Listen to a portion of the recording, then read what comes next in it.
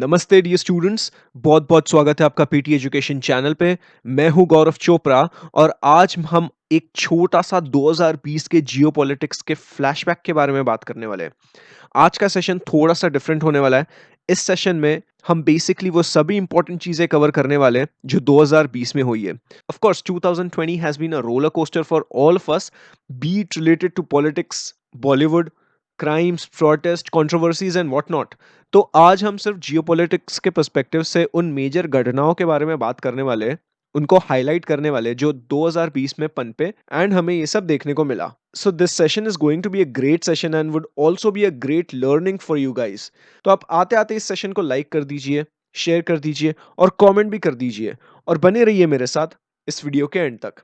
तो चलिए आगे बढ़ते हैं। तो सबसे पहला अपडेट ऑफ कोर्स कोविड को निकल के ही आता है। चाइना के वुहान नामक शहर में ये नोवल कोरोना वायरस निकल के आया था और पूरी दुनिया में फैल गया। करीब 73 मिलियन लोगों को कोविड हो चुका है और 1.6 मिलियन रिकॉर्डेड डेथ्स दर्ज कर दी गई है कोविड के चलते। खैर, चाइना में ये बहुत पहले से ही कोविड आ ही गया होगा।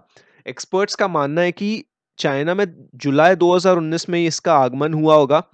वहां से बढ़ते बढ़ते बढ़ते दिसंबर 2019 तक दे couldn't control the virus. The Chinese couldn't control the virus and eventually 23rd Jain को वुहान में लॉकडाउन अनाउंस कर दिया गया। उसके बाद पूरे हुबी प्रोविंस में लॉकडाउन अनाउंस कर दिया गया था एंड इवेंचुअली बाकी प्रोविंसेस में भी चाइना को लॉकडाउन अनाउंस करना पड़ा। लेट जनवरी तक कोविड के cases Germany, Japan, Taiwan and Vietnam में भी पा चुके गए थे। Global supply chain panic mode में आ गया था, स्पेशली जो चाइना से कनेक्टेड था। वेल, ऑलमोस्ट सभी चीजें चाइना से कनेक्टेड ही थी एंड सप्लाई चेन डिस्ट्रप्शन तो फिर होना ही था। डब्ल्यू वर्ल्ड हेल्थ ऑर्गेनाइजेशन ने नोवल कोरोना वायरस को एड्रेस किया था उस टाइम, फरवरी की बात है ये, एंड वहां पे उसने वार्निंग दे दी थी। Italy was the first country to be hit hard. Hospitals में पेशेंट्स की तादाद ओवरफ्लो हो चुकी थी वहां पे and Italy eventually went into the lockdown in early March, करीब 9 मार्च के आसपास। एंड उसके तुरंत बाद डब्ल्यूएचओ की तरफ से 2 दिन बाद 11 मार्च को कोविड को पेंडेमिक घोषित करने का अनाउंसमेंट आ चुका था। दूसरे मुल्कों में भी लॉकडाउन अनाउंस कर दिए गए थे एंड इससे फिर पैनिक बाइंग शुरू हो गई। सुपरमार्केट्स में एसेंशियल चीजों की शॉर्टेज होने लग गई एंड इसके चलते फिर शॉपिंग ऑफलाइन से ऑनलाइन मूव हो गई। Toilet papers, fitness equipments and bread makers जैसे चीजें ऑनलाइन खूब बिके। इंडिया जैसे कंट्री में ह्यूमन कॉस्ट बहुत ज्यादा हमें देखने को मिला, जैसे माइग्रेंट वर्कर्स जिन्हें सब कुछ छोड़ छाड़ के वापस अपने गांवों में लौटना पड़ा। So it was the greatest movement of people since partition of 1947, imagine. And इसका परिणाम इकोनॉमी पे तो आना ही था। करीब 24% से इंडियन इकोनॉमी श्रिंक हो गई थी। चाइना में केसेस कम होने लगे थे फिर, और अप्रैल में वुहान शहर में लॉकडाउन हटा दिया गया था। बट चाइना ने अपने बॉर्डर्स बंद कर दिए क्योंकि यूरोप और बाकी देशों में ये वायरस बहुत ज्यादा तेजी से फैल चुका था। अमेरिका में भी वायरस तो आ ही गया था, लेकिन हमारे ट्रम्प साहब सीरियस थे ही नहीं इस वायरस को लेके। एंथनी फॉची के बार बार कहने के बावजूद Mister Trump didn't take it seriously at first.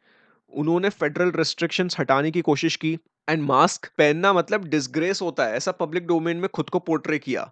But eventually even he was affected from COVID and he had to wear mask. But उस टाइम जो बाकी कंट्रीज थे वो भी इससे इन्फ्लुएंस हुए। Even Brazil turned out to be really sceptic about the virus. Jair Bolsonaro जो Trump के बहुत करीब है, उनकी तरफ से भी इतना ऐसा कुछ सीरियस निकल के आया नहीं था। इट्स जस्ट अ वायरस ऐसे करके बोल दिया था। Well, due to such carelessness, we saw how global economy got affected. दुनिया भर के मार्केट्स क्रैश कर गए। शेयर मार्केट्स अपने सबसे निचले स्तर पर आ चुके थे। फेडरल रिजर्व्स और दूसरे सेंट्रल बैंक्स रेट कट्स करने लगे ताकि इकोनॉमी में लिक्विडिटी पंप हो और दोबारा इकोनॉमी चल पड़े। बॉन्ड मार्केट में भी एडजस्टमेंट हमें देखने को मिला सेंट्रल बैंक्स की तरफ से। तो ये मॉनेटरी पॉलिसीज हमें बहुत ज्यादा ये साल देखने को मिली। ऑयल प्राइसेस तो नेगेटिव में ही चले गई थी, याद है। और मैं फ्यूचर्स की बात कर रहा हूँ, फ्यूचर्स मार्केट्स की। और साथ में ही प्राइस वॉर चालू हो गई थी रशिया और सऊदी के बीच में। ओवर सप्लाई ऑफ ऑयल होने लगा। खैर, रिकवर तो हुई prices and eventually OPEC and Russia के बीच में एग्रीमेंट हुई to increase the supply of oil. अब मॉनेटरी पॉलिसीज तो देखने मिले ही हमें, ठीक है। फिस्कल स्टिमुलस भी हमें देखने को मिला दुनिया भर के कंट्रीज की तरफ से। मेजर कंट्रीज ने फिस्कल स्टिमुलस अपने इकोनॉमी में लाने की कोशिश की, अपनी इकोनॉमी को रिवाइव करने की कोशिश की। अमेरिका ने केयर्स एक्ट के तहत $2.2 ट्रिलियन का स्टिमुलस लाया। अनएम्प्लॉयमेंट रेट बहुत ऊपर जा चुका था। करीब 21 मिलियन लोगों की जॉब अप्रैल में जा चुकी थी। अनएम्प्लॉयमेंट रेट 14.7% तक जा चुका था। ब्रिटेन में फर्लो स्कीम निकल के आई थी जिसमें वो 80% तक के वेजेस वर्कर्स को प्रोवाइड करने का वादा दिया था। रेस्टोरेंट्स को भी सब्सिडीज मिली उस टाइम। अब कुछ लोगों के लिए ये पेंडेमिक मानो वरदान ही साबित हो गया। टेक फर्म्स के लिए बहुत बड़ा वरदान साबित हुआ। जूम जैसे टेली वीडियो चैटिंग कंपनीज या Amazon जैसे online shopping companies, all of them minted money like anything. Jeff Bezos की संपत्ति 111 बिलियन डॉलर से 185 बिलियन डॉलर्स तक हो चुकी थी, अगर मैं ये दिसंबर की बात करूं तो। दुनिया के जो 10 अमीर लोग हैं, वो लोगों की जो दौलत है वो करीब 57% से बढ़ी, close to 1.14 trillion dollars. Biggest losers भी सामने निकल के आए। Aviation industry was hit the hardest. Tourism ने मार खाई। International tourism declined by 70% in January to August, जिसकी वजह से 730 billion dollar export revenue loss में आ गया था। फिल्म इंडस्ट्रीज एंड सिनेमास ने भी भारी भरकम मार खाई है। अगर हम सेल्स और रेवेन्यूज की बात करें तो कुछ कुछ तो खैर ऑनलाइन स्ट्रीमिंग की तरफ चले गए, जैसे डिज्नी, जिसके सब्सक्राइबर्स बहुत ज्यादा तादाद में बढ़ गए, करीब 84 मिलियन सब्सक्राइबर्स बढ़ गए थे। उन्होंने सोचा भी नहीं था कि ये इतनी जल्दी बढ़ जाएंगे।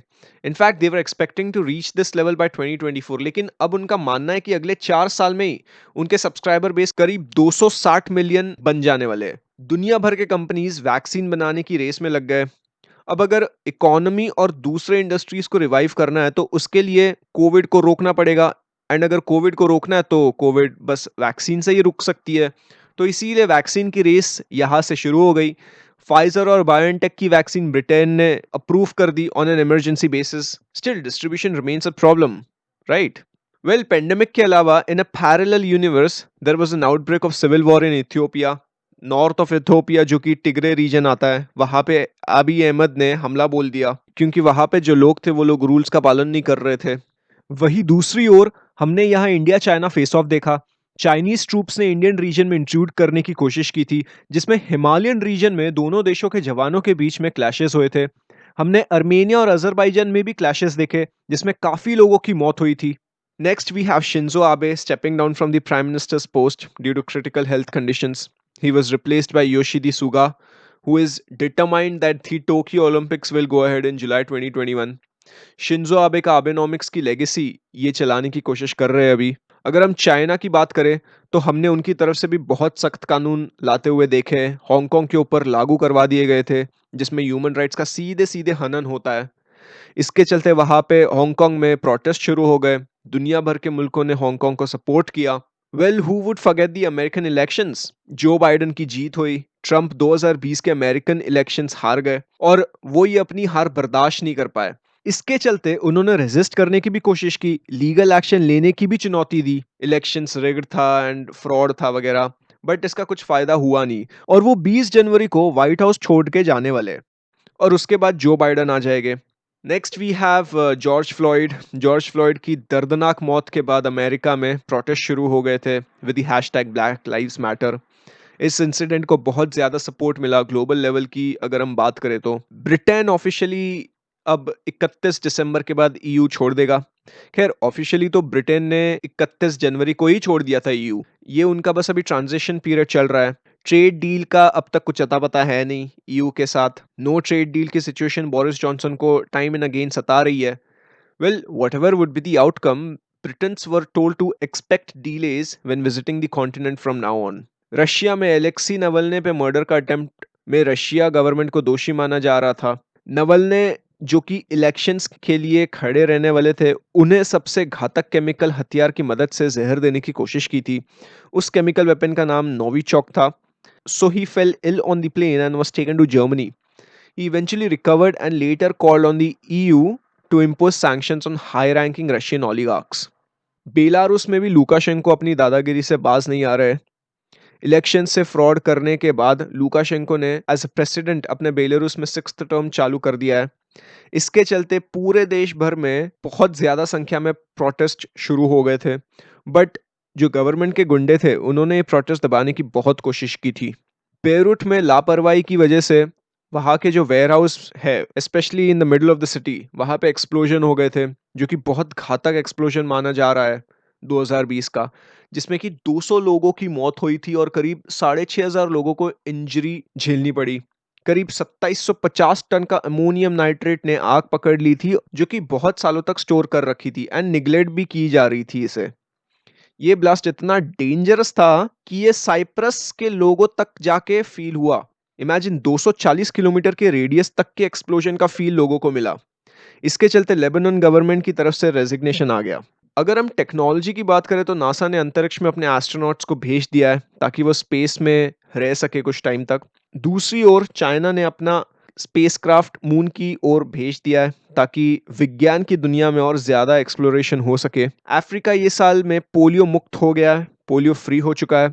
ये डिजीज बस अब अफगानिस्तान और पाकिस्तान में पाई जाती है एंड ये डिजीज का कुछ क्योर नहीं है, बस वैक्सीन ही है। आखिरी अपडेट यहाँ पे इंडिया के फार्म लॉस को लेकर आ रहा है। इंडिया में मोदी सरकार के द्वारा जो कानून पास किए गए थे, 3 कानून, उनके विरोध में पंजाब, यूपी, हरियाणा जैसे स्टेट्स के किसान सड़क पर उतर आए और दिल्ली में प्रोटेस्ट करना शुरू कर दिए। उनकी तरफ से शांतिपूर्ण विरोध हमें देखने को मिला। सुप्रीम कोर्ट की तरफ से इन कानूनों पर अभी के लिए टेम्पररी होल्ड लगाने का फैसला आ चुका है। तो यही थी ये सारी अपडेट्स एंड सिग्निफिकेंट न्यूज़ जो 2020 में हमें देखने को मिली। अगर हम जियोपॉलिटिक्स के पर्सपेक्टिव से बात करें तो कैसा लगा आपको सेशन, मुझे कमेंट सेक्शन में बताओ। आज के लिए बस इतना ही रखते हैं। Hope you liked this video. Make sure you hit that like button. Share this video with your like-minded friends, colleagues. और अगर आपका कोई सवाल या सुझाव हो तो उसे कमेंट सेक्शन में ज़रूर बताइए। We now come to an end to this session. Here are some useful resources for you from PD family. Make use of these. उम्मीद करता हूँ ये सेशन आपको पसंद आया होगा। नमस्ते, जय हिंद।